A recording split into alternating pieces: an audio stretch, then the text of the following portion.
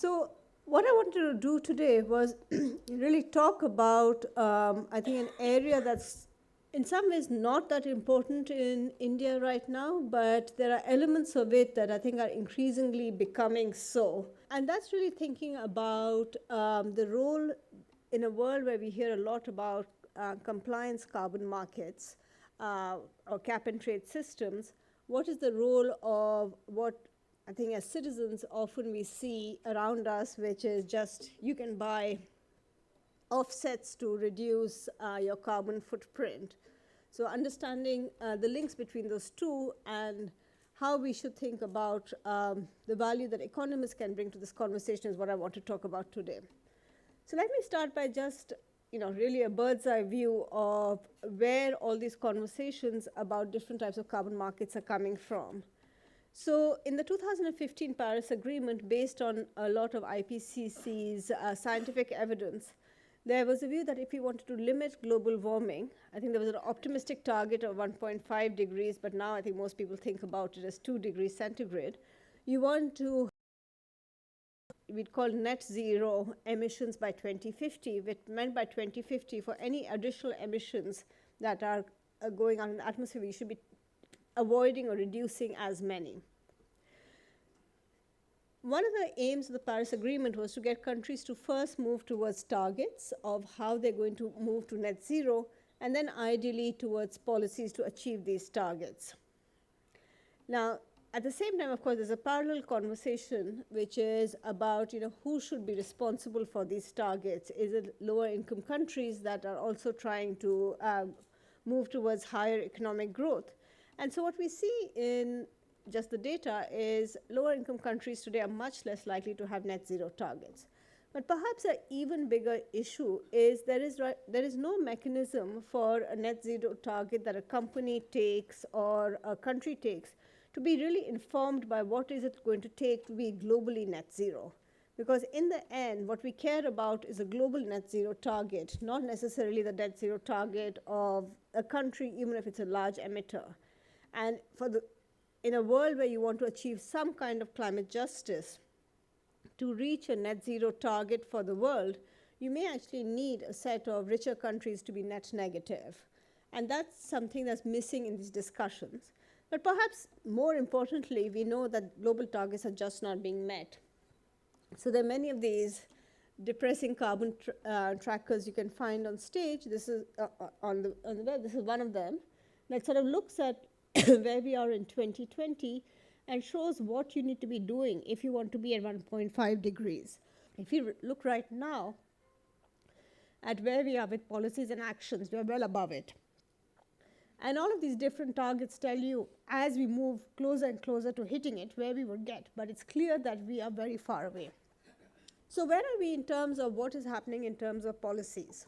We have domestic carbon pricing policies that cover roughly a quarter of global emissions. Carbon taxes, which are sort of the first best policy that economists would propose, actually cover very little. They cover just 6% of global emissions, largely industrial. What seems to be showing a lot more promise is what we would call as carbon compliance markets. So today there are, across the world, 36 carbon compliance markets covering 19% of global emissions.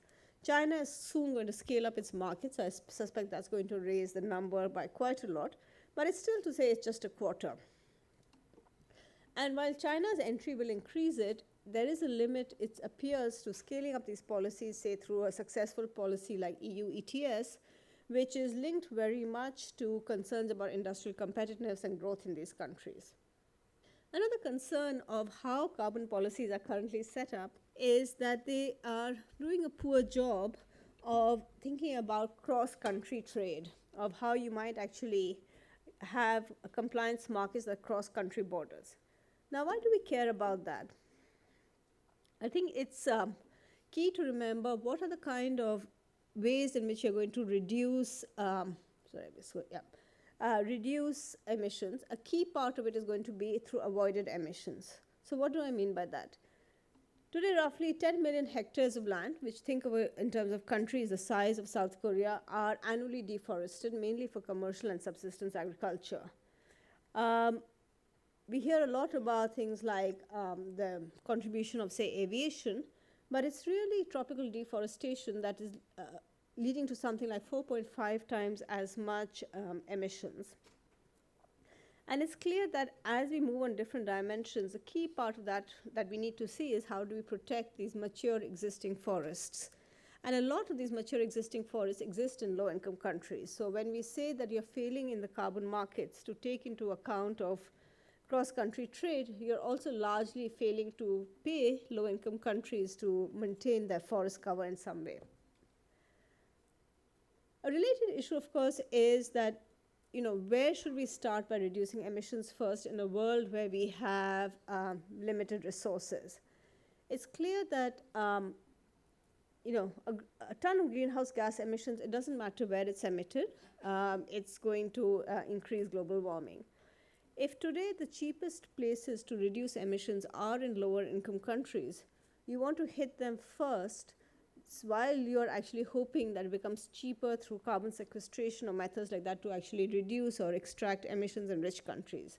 If we spend a lot of the kind of international climate finance doing things like supporting investments in carbon sequestration, they'll hopefully yield returns, but they come at the cost of reducing a lot of emissions today in lower income countries directly. There's a very nice paper in the Journal of Economic Perspectives recently by Seema Jayachandran and Rachel Glenister that make this point. But the second point that also is important is that we don't want to be paying these countries the kind of the marginal cost of avoiding deforestation. We need to recognize that the cost needs to take into account that we're asking them to choose a different path of industrialization or a different path of growth. So in some ways, we want to start. There's a lot of talk right now in economics about industrial policy has made a return in economics, but I think thinking about these issues are thinking about what is a climate-friendly industrial policy going to look like. Just to be clear, the place where we hear a lot of discussion about this is on energy. So there's a lot of recognition that no country has become rich without using a lot of energy. This is a graph on energy consumption and GDP. My colleague Michael Greenstone, he gave the AEA Distinguished Lecture last year, and this was he presented, this is where this graph is from. It's really a 45-degree line. You get richer, you use more energy. And so there's been a lot of discussion about how we need to kind of reduce emissions of countries like India, China, other fast-growing countries so that they don't become large fossil fuel consumers. China has already overtaken the EU in terms of emission release. But what's, I think, less discussed is as countries get richer, they also deforest.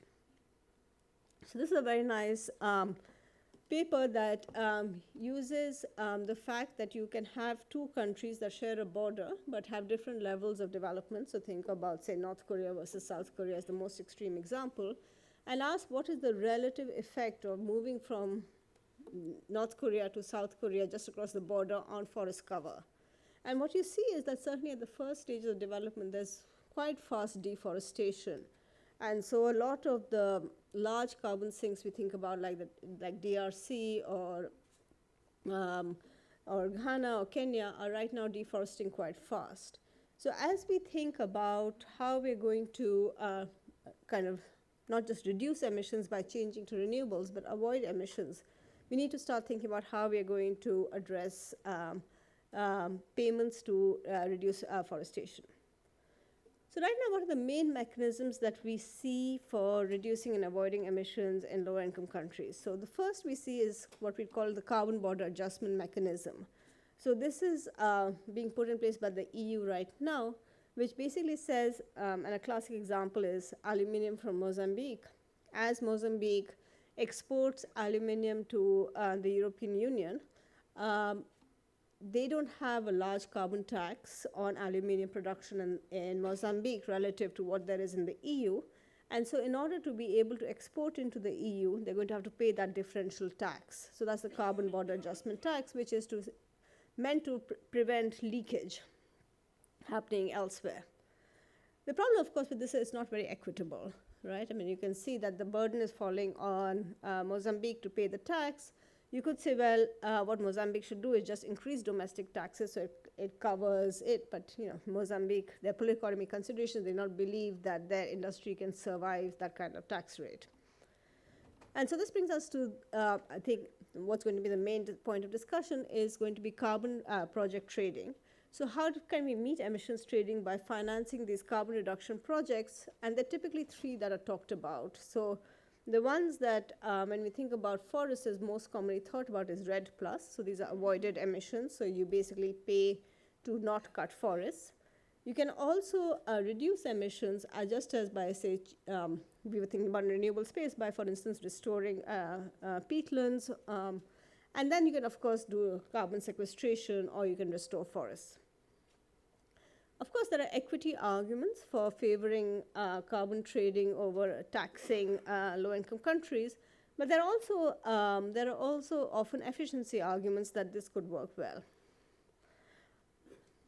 So what I'm going to do today's talk is I'm going to talk about how we've seen this market evolve that tries to do this cross-border or other trading in nature-based products, land-use projects, and what have been the constraints on it, and where we need to start thinking of reform. But before doing that, let me just talk about some terminology, because this is something people hear a lot around. So carbon offsets. So a carbon offset credit you should think of as a token that represents one CO2 emission metric ton. It's created by a project that's going to reduce greenhouse gases somewhere else and is traded on the voluntary market. So that's the voluntary market. There's a second kind of credit, which is a permit credit. This is one that is traded, and the business is allowed to emit when it holds permits in a compliance market. Now, the difference between a compliance market and a voluntary market is that a compliance market has all the players in a compliance market face a cap on what the total emissions in that market can be. And so if I emit more than, say, the share of permits I've given at the start, I need to go and buy these permits, and then I can predict in some ways how the pricing is going to be, because I know the overall cap, I know the emissions of different players, and by bringing the cap down over time, I can reduce emissions. Carbon offset credit, in contrast, is very much based on this voluntary trade, and it's very unclear how prices will evolve and what it actually means for how well emissions will reduce. And so, as I said, the carbon permit credits move in the regulated compliance market. So this is going to be, for instance, the EU ETS is one of the better known schemes. And the voluntary carbon market is individuals or companies claiming offsets against voluntary climate commitments. In the most recent COP, there was an agreement reached on Article 6.4. So we'll see how that plays out in the next year in terms of validation and verification standards, but right now it's not functional in practice. So let's turn to India. So why does all of this matter for India? And I think especially thinking about forests is, as you'll see, is going to be complicated for India. So India set out its nationally determined contributions. So going back to the first slide, this was how it's going to reach its Paris target in 2015, and it updated in 2022 to get 2030 targets. None of these are binding. These are all ones that they say that they will try to reach, especially if there's international climate financing available. And there are 8 items to it. I just pulled out 3, which I think are the most relevant. So you want to reduce GDP emission intensity relative to a baseline of 2005 by 45%, achieve 50% of installed electric power capacity from non-fossil fuel sources, and also put in place a carbon sink in forest and vegetated areas. Moving towards this, in June 23, the government of India notified a carbon credit trading scheme, and it revised it in 24, and it has a pathway towards a compliance market. I think it's 8 sectors right now that are going to have obligated entities who have to act in this market. In 24, it also announced that it will allow an offset mechanism to incentivize voluntary actions by entities not covered in compliance. But right now, there is no clarity on whether the compliance market and the offset mechanism are going to interact, or how they are. And then finally, in COP29, Article 6.4 was adopted, and this is very much at the level of countries. So India as a country will decide which sectors it will allow to be traded under COP29. So one thing I'm going to come to later, and just to highlight right now, you can see that sometimes there's a tension between a country reaching its its NDC versus what companies might do. And one of these tensions in the case of India comes in the fact that right now a lot of how they're thinking about forests seems to be towards how they're going to meet their NDC goal, not land use projects that are going to enter the carbon credit trading. So I'll come to that in a minute when you see the graph, but it's a pretty small part of India's voluntary carbon market is any land use projects. This just talk, and just the one other thing I'd add is in 2018, India also proposed a national RED Plus framework, which are for land use projects, but it hasn't been operationalized in a big way. So what I want to talk about today is the fact that, what's going wrong with the voluntary carbon market and why we should try to fix it. But just to start with the fact today, right now, this voluntary carbon market is small.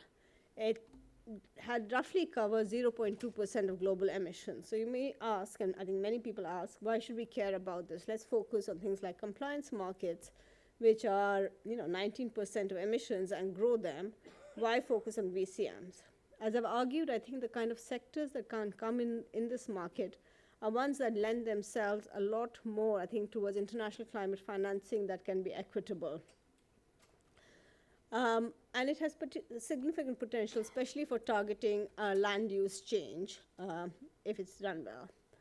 It's also, in terms of thinking about where one has a comparative advantage, I think a lot of the issues in this market are ones that economists are well suited to think about. And these learnings, I think, are going to be important for conversations that are going to start at the country level right now about how you're going to set validation and verification standards for sectors that enter Article 6.4.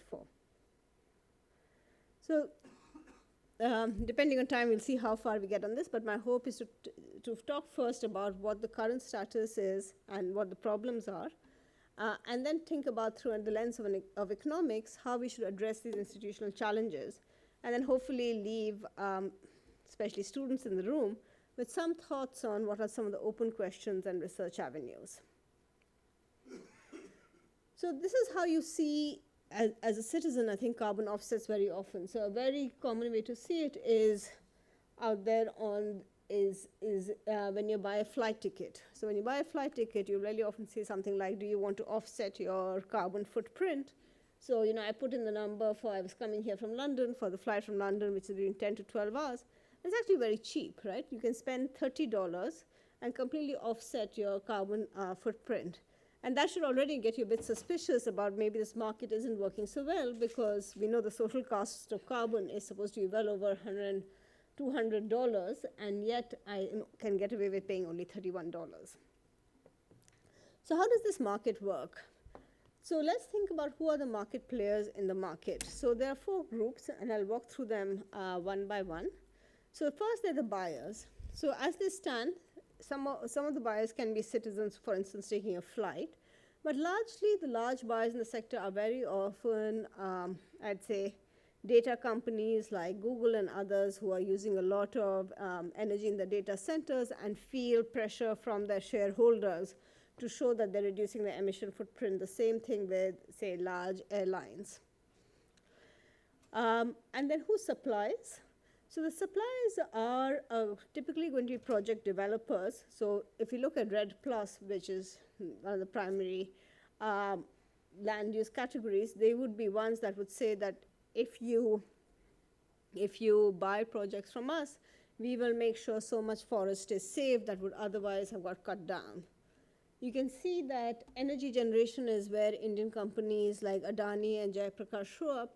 And this is actually completely consistent with the fact that India's main entry in the voluntary carbon market is through energy right now, through renewable energy. So these are the 2 sides of the market, the suppliers and then the developers. So how are they brought together? So they're brought together by brokers. So, South Pole, for instance, is a well-known broker. So what the broker would do is, I don't go directly to a project developer. I go to a broker and I say, I want to buy some credits. They'll say, okay, we'll work with developers. This is what you'll charge. And unlike a compliance market where you would have, because of the permits, a clear price that everyone knows, these are off-the-counter trades that will happen between two people through the broker, and we rarely see either the price at which it trades or the division of how much of the money is going to the broker versus the developer versus finally the farmer selling it. And then finally, there are registries. There's Vera here, there's Gold Standard, that actually is quite active in India. These are unregulated by governments, but they care about reputation. So they're the ones that track and verify carbon offsets. So they're the ones who would give metrics of saying, okay, this is what we verify as the total amount of carbon emissions that are being prevented by this project. The idea also is that they help avoid double counting. Once you're registered in this, you can't sell the same forest to 4 other places. So as I said, the market was small, but until 2021, it was on a very positive slope. So if you look at the number of trades in 2021, there was a sense in which if this continued, you might soon, by 2030, really start seeing this sector be important. And if you look at the 2021 data and asks who participate in this, and if you look at, say, the world's top 50 companies by market capitalization, unsurprisingly, most of this is fossil fuel companies and car manufacturers. And some of the largest offset providers are going to be kind of things like peat projects in Indonesia, China, and Colombia. The single largest provider, just to give sense, was actually a peatland project in Indonesia, which was the equivalent of taking 2 million cars off the road. And roughly 50% of the projects are in this category of land use projects. India looks quite different. So if you look at, this is from a CSE report around the same time, basically most of India's projects are going to come from renewable energy. So it accounts for a large number of projects which are registered or under consideration by either Vera or Gold Standard, has over 500 project developers. And interestingly, among all the countries, the maximum number of credits have been retired, which means they've been taken out of the market, and so that those emissions are saved forever from India. But they're not in land use. Land use is a very small part. They're largely in renewables. So this was the state of the world in 2021. What happened after that? So what we see happening after that is a crash in the market for two reasons.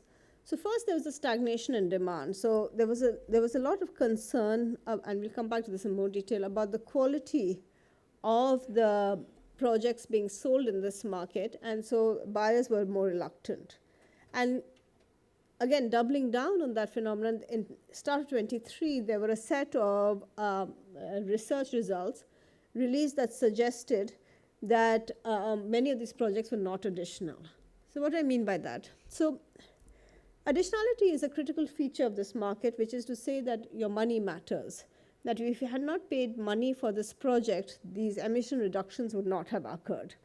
And that's critical because if we see that emissions don't matter in terms of reducing emissions, then someone should not be using that to offset. And just to be clear, sometimes we think about this with other kinds of subsidies as well, right? So if you have a subsidy and it's not targeted well, it goes to the wrong person. But the worst case, which is pretty bad, that happens is that a poor person doesn't get the money and the rich person gets the money. It doesn't necessarily cause the rich person to make the poor person even poorer. Here, however, if the emissions being sold are non-additional and they're used to offset emissions, a company might use the fact that it's offset its emissions to then further increase its emissions, because it's saying I've kind of removed all these others by buying these offsets. But if those offsets are in effect non-additional, then the market has justified an overall increase in global emissions rather than reduction. So that's the reason why moving to a situation where we can actually have additionality in this market is critical if it's going to have anything to say about the key aim, which is how do you get a functional market that helps us move towards net zero targets. And the basic problem, I think, is one that is very simple for economists to grasp. Well, who is it the cheapest, which project developer finds it the cheapest to enter the market? The one who would have not cut down the forest anyway, right? Because they can take the money, but they don't need to change their actions. And so in any system, and so for instance, the US, very often these systems on land use projects happen by auction, well, the person bidding the lowest price is exactly the non-additional project. And a second feature which has been documented by my colleague at Yale, Nick Ryan, among others, is that what it might actually do is sometimes if you get money, you may undertake activities, say move towards renewable energy, but they may actually make your production line also more efficient. So suppose I move to renewable energy, but then it turns out that the marginal price of renewable energy is also much cheaper, which is true now, then I might just increase my overall production, thereby increasing emissions. So both the type of investments that are induced may be good investments that were not going to happen without those subsidies, but then may have an indirect effect of increasing overall emissions. And there's just the classic problem of non-additionality. Why does non-additionality occur? So you could say, fine, people might want to occur, but the whole point of having verifiers in the industry is to screen them out. Well, here the problem is that those verifiers who are supposed to actually create the argument for which is an additional project have incentives to pass through many projects. They're typically paid on the basis of whether a project gets verified as a carbon project. They're not paid if they are going to say a project is non-additional. So the incentives you're going to have very much is to pass through these projects. And this is very much the case that something like Vera or many of these companies, their business model depends on having carbon credits getting verified. What's important to recognize that this problem of verification and so on exists both for emission avoidance and reduction projects. And I highlight this because as the Article 6.4 discussion has been going on, there's been one response which is to say, let's just not have emission avoidance projects. So let's not allow kind of deforestation projects to enter. We'll only consider reforestation or carbon sequestration or ways where we can identify actual carbon being taken out. Now that may be true that you're going to have less of an adverse selection problem there, but these moral hazard problems of how verification occurs happens even there, even in those projects. So I think I want to give you one specific example, which I think is a very nice example. It's was published in the AJ this year, which looks at the case of India. And as I said, in India, most of its entry in things like the Clean Development Mechanism, which was one of the early versions under the Kyoto Protocol and otherwise, was in renewables.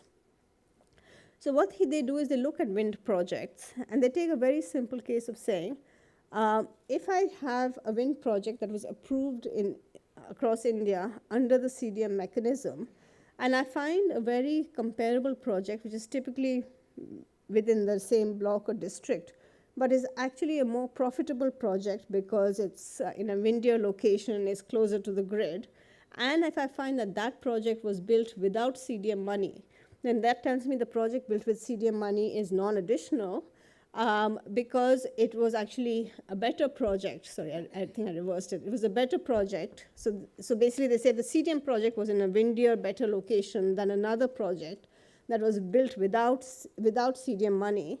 Then this project is non-additional because it was profitable already. And they find that roughly half of India's CDM registered projects were non-additional, in that worse projects or less profitable projects than them were built without CDM money.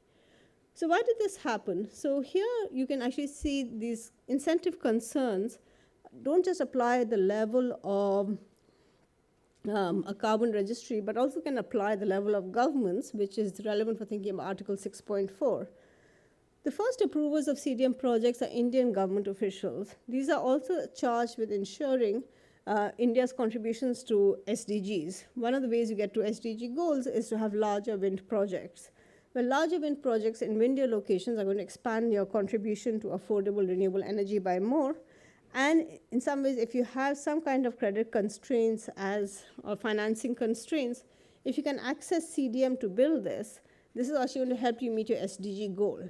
And if there's no strong reason why these are getting pushed out by the verification mechanism, it's going to be in the incentive to push projects that meet multiple goals of the government. And one of the reasons why this happened is, and I think there's a concern of how the new 6.4 is going to avoid this concern, is that the final board, the international board that would approve it, especially towards the end of the CDM approval period, was dealing with something like 15 applications daily. So once you're dealing with so many applications, there is no way you can do a very good check. And I think this problem is going to come back because under the 6.4 approved at the last COP, CDMs are going to come back into play. They've agreed that CDMs can be grandfathered back into the Article 6.4. There may be very strong verification mechanisms will rule out many of these, but that's still something that's being debated. And I think this is going to be an issue for India's VCM as well. So as I said, renewable energy products account for 78% of the projects from India, while land use are less than 1%. We know already that, for instance, solar, the price of solar is 29% lower than the cheapest fossil fuel alternative. So it's increasingly likely that renewable projects are going to be more and more likely to be non-additional, just because they're also just cheaper projects to run. So if, to the extent that most project development from India in this market is going to keep land use out of it, it may also find that as stronger verification mechanisms come into place, it's going to be able to play less of a part in it. And especially as India is thinking of encouraging very strongly the offset market as part of its new carbon framework, this is something it's going to have to think about. So one view is you could think that there really is not much of a future for VCM. Non-additionality is a hard problem, as any economist who's thought about counterfactuals will recognize. You have to think about how you're going to come up with this counterfactual. But I think it's important to recognize that there's a lot of interest from what we would call good buyers. These are especially large, I'd say, tech companies who are guzzling energy in their data centers and face a lot of pressure from stakeholders to do it. So for instance, you know, Google, Meta, Microsoft, Salesforce have come together through one coalition. But a lot of the focus right now through groups like ICVCM are through what they will call principles. And the principles sound very good. All the principles will say things like we need to have additionality, we need to have good baselines. But obviously the devil's in the details of how do you ensure this. And I think this is the place where we need more engagement from researchers and I'd say economists to start sort of pushing to get to standards or counterfactuals that actually make sense. And in doing that, I think there are three institutional challenges that I'd say as economists we think about, which we will need to address. So the first is, I think, an equity issue. As you're going to think about this market, how are you going to have carbon pricing that's actually going to account for a global net zero target, that there is an overall scarcity of the remaining emission space in the world, and for climate justice reasons, lower income countries should arguably get a larger share of this space. That's not going to come in some ways in the current voluntary carbon market, which is just an off-the-counter trade between two people. And then I think if it's going to work, we need better quality carbon credits if we're going to prevent the collapse. And so then you won't need to ask questions like, you know, how are we going to measure these projects and who are going to verify carbon sales? What monitoring mechanisms can work? So I'm going to talk about these issues, and I should say that some of this is going to build on work that I've done with several collaborators who've certainly done much of the heavy lifting on that. So the first argument I'm going to make is that kind of I think the North Star we want to head towards is we want these offsets or land use projects to really be entering a compliance market. There is no way we can remain in this kind of offset credit market and either get the kind of prices that we need or ensure climate justice in the way of saying that low-income countries get more of the emission space. I'm not saying we should do that today, but I think that's really where we want to aim for. So I want to argue that voluntary carbon markets where we just think of people entering and doing trades are just not going to get us towards net zero goals, right? So put it differently, this kind of offsetting is going to be inadequate for a global net zero, because ultimately what we're going to need is you're going to need to both eliminate the cheaper emissions that you see in the global south, but you're also going to need to ultimately also reduce some of the global north companies' direct expensive emissions. And I think what the voluntary carbon offset market gives the illusion that you can achieve all of this without actually anyone having in the global north having to cut their own emissions. And that's just not going to get us to global net zero. And so what we need is, and also if you want this path to be equitable, you're going to need to account for this energy intensive development path of profitable global north companies and bring both global north and south emitters to this overall zero. So the kind of compliance market we should be thinking about in the long run is you want to have, global north companies, global south project developers. Global north companies have to hit some set of targets which are both a reduction of their own emissions and those that they can achieve from the global south. And so we are also going to then in the end, in this market, which will be a compliance market, need a regulator who's going to be allocating negative credits to these countries. Right now, Article 6 of the UN has not gotten that far. Maybe it will, we'll see. And the kind of questions I think that, economists and others should be thinking about is what's going to be the right proportion of companies versus developers? How are you going to actually allocate permits to ensure climate justice? And I think these are conversations that we're not having right now because everyone says, oh, there will be this voluntary mechanism or there'll be a compliance market, but then the compliance market is being kept both domestic but for very limited sectors. And just to remind you why you need a compliance market is you just look at the prices. So the EU ETS may not have gotten where we wanted to get, but it's still managing to trade carbon at something like $70 per ton, well below the social cost of carbon, but it's a non-negligible number. In contrast, the international voluntary carbon market since the crash is roughly something like $5 per ton. So, you're just not to get there with a voluntary carbon market. A concern you might have is upfront is to say, well, the problem with moving towards compliance markets is that maybe low-income countries, these projects just can't do it. There's too low state capacity, there's too much corruption, they don't have the ability to do it. So, and they may not be able to get people to hold permits. So what I want to give you a glimpse of is that I think compliance markets can and do work in low-income countries. So I've been working with a set of my colleagues and several people in this room for over a decade now, trying to set up a compliance emissions trading market for particulate matter in Gujarat. There's a functional one in Surat and now Ahmedabad. And I think we're moving towards SOX markets in Maharashtra and possibly Gujarat as well. And what these markets should tell us is, interestingly, that not only can markets function, but they're often better in actually having compliance with regulation than you would have under the classic command and control regime. So for particulate matter, for air pollution, the standards in India right now are that every industrial plant can only emit a certain concentration of particulate matter, and the command part is that the regulator will ask you to put in place, air scrubbers, filters, and so on, and the control is inspections. The control doesn't work very well. If you replace this control by a market where you have permits and you have an overall cap, which is what we did in Surat, what we find is actually that emissions reduce. So we worked in Surat, we did experimental evaluation. We had 342 textile plants. Half of them were under the status quo command and control. Half of them entered through the trading market. And what we found is, and this is the result, so the nice thing about RCTs is that experiments can often be shown quite cleanly in the data. What this tells us is the particulate matter emissions through the entire period in the control group that functioned under the status quo. And we see basically roughly a 20% gap throughout this period in emissions being that much lower in the experimental sample.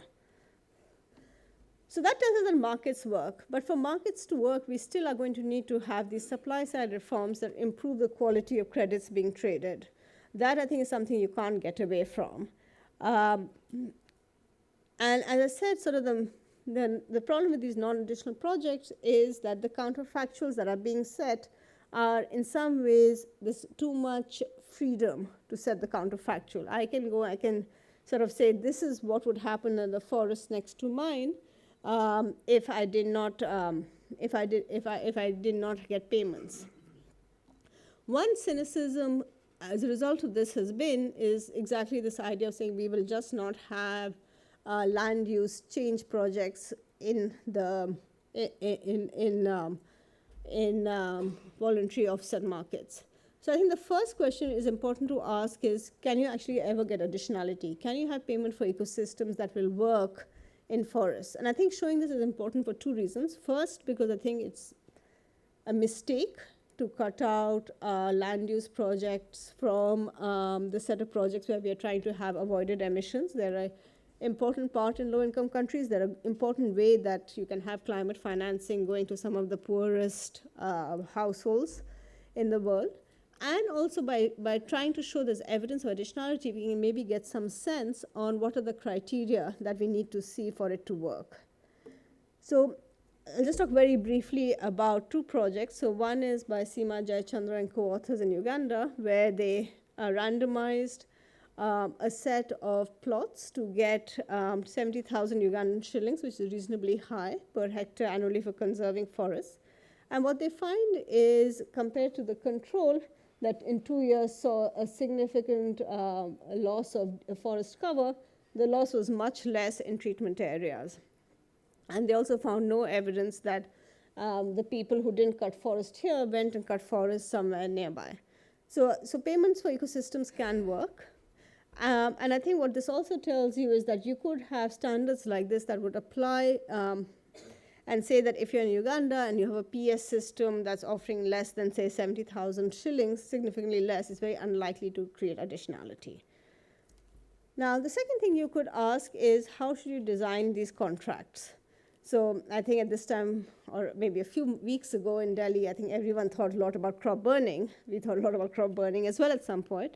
But what we were interested in asking is, what is the type of contract that can actually get farmers to reduce or to move to using, for instance, balers rather than burning their fields? And what we varied was whether you just give them money ex post, which is the classic conditional PS, or you actually give them some of the money up front. And you can imagine that from a pure economics perspective, this is a very bad idea. The more money you give up front, the less incentives I have to do the required action, because I've got the money up front. On the other hand, if you think some of the problem is that I don't trust the government will ever show up and give me the rest of the money, or I need some amount of money to go and get the balers to come, then giving some money up front might work. And so what we did here is we found that we were not giving very high amounts of money. It was 800 rupees per acre. Just the basic PS contract had no effect. And so I think, again, you can see it's a good example of being able to use that to show where there is non-additionality. But on the other hand, if you gave this contract where half of the money was upfront, you actually did find farmers who switched. I think there are other things you can do here, and another thing I'd highlight is a lot of this builds on advances in satellite imagery and remote sensing. This is a map of the state of Meghalaya, where we've been basically using satellite imagery data to ask, can you predict where the risk of deforestation is the highest? And so this is using kind of layers of satellite imagery and convolutional neural networks and machine learning. And you can get pretty good estimates of where you're going to, in some ways, both get the most additionality, which has the highest risk areas, but it also tells you those areas you probably need to pay more, because those are the areas that, maybe the areca farming is more profitable, or it's near a road and the timber can be cut and removed more easily. So I think what I'd say is the kind of place where it would be nice to see more thought given to is really something that financial regulators have been doing for a while is to think about really what does a sandbox of evaluations look like? How can we start using credible evaluations, not because at scale we're going to use RCTs, but to establish program standards that can guide additionality, right? So for instance, in the CMA's paper, as I said, they found additionality, but they found program take-up was quite low. It was less than 50%. So what that would tell you, for instance, is that you want to not inflate your baseline calculation by saying that if you offer a PS, this is how much we will save. You have to actually say, well, half the people may not take up the scheme, and this is how much you need to account for it by. It can also allow us to give benchmarks against which to compare what I think places like ICVCM and others are now discussing is, for instance, synthetic controls or match controls. Let me talk much more fast, since I think I'm running out of time, on aligning incentives, because I think this is a problem we all would agree has quite a straightforward solution, which is don't have the people who benefit from something getting verified pay for the verification, and especially don't have them decide how much they would pay. And I think a classic example, just to show you of this problem, is actually again from Gujarat, and this is where we started working, which has a third-party audit system for pollution. And so what it shows you in the top, in the status quo, where firms would choose their own companies to auditors, we looked at the reports. This is the regulatory standard, and you can see everything is concentrated just under it. And the Gujarat Pollution Control Board at the same time did back checks through their own inspectors. You can see a much broader distribution. Here what you can see is the market really collapsed. Not only were all the, if you want, the high polluters being ticked as under, even the low polluters were being ticked under. So no lab tests were being conducted, basically. Everyone just ticked a box. So what we did is we changed this in our CT by saying, let's have a random assignment of auditors. So the GPCB has a list of verified auditors. They will just assign it. And you'll have fixed payments and some amount of monitoring. And that in itself significantly reduced the amount of stacking, and now you see a much better distribution. And this is actually something GPCB went back and has implemented at scale. So I think this is a place where there's a simple fix that Vera should not also be doing the verification. We need to think about a regulatory authority that is independent, that's organizing auditors. And more generally, I think there's a lot more you can do now with technology. This is an example from Brazil, where now they completely have a system based on satellite to, this just shows you this is what the forests look like in one period. The moment it starts looking like this, meaning that deforestation, they use that to target inspections.